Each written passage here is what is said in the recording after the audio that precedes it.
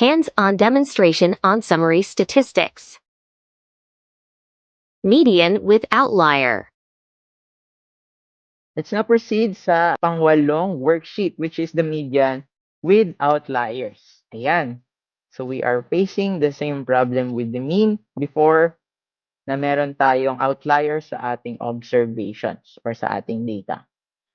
We now have table 3A, number of operating years of selected public schools in Metro Manila for the year 2022. The same siya with our example previously on the median with even numbers, but this time, focus your attention to public school 8 sa kanyang years of operations before sa ating example 18, this time sa ating median with outlier 100 na yung years of operation niya. Ayan, centennial. Tama, di ba? Yung 100 years to 1 century. Okay. So, meron na tayong outlier sa ating observed values or sa ating data. Okay? So, paano natin ngayon makukuha yung median? So, again, same lang po formula. Okay? So, highlight our data, equal median, highlight our data, and yan. So, same pa rin yung makukuha nating median. Okay? So, since sorted yung ating values, saan ulit ang ating median matatagpuan?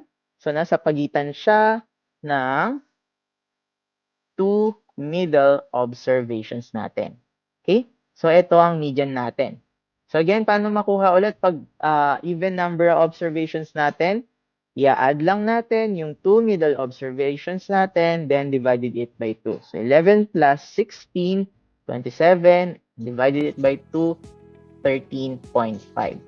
Okay? So, kahit na, ayan, spoiler ako, pakita ko muna yung ating interpretation.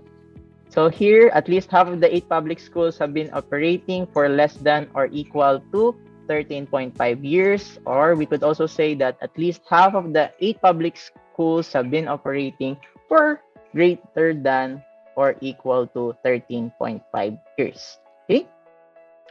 So, ano ibig sabihin nito? Kahit may outliers tayo sa ating data, so okay lang. Hindi affected si median doon. Dahil, again, ang definition ni median, hinahati niya yung sorted data or sorted observations into two equal parts.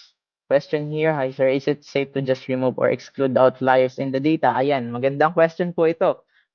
Safe po bang tanggalin or exclude na outliers sa ating data? So, hindi siya safe dahil part siya ng ating observations. Imagine kung maraming outliers mo and tinanggal mo siya. Okay? So, wala nang representation yung ganong kadami. Actually, magkakaroon pa tayo ng example here without outlier. Okay? So, hindi siya advisable na tinatanggal lang basta-basta yung ating outliers. Okay? Yung median is not affected by outliers. So, sa kanina nating dilemma, kung ginamit natin yung mean, okay? Sa ginamit nating mean na naapektuhan siya ng outlier, this time, si median hindi. Thus, yung mean ay magandang summary statistic when we are dealing with outliers. Okay? So, magandang measure of central tendency si median pag meron tayong outliers sa ating observations. Okay?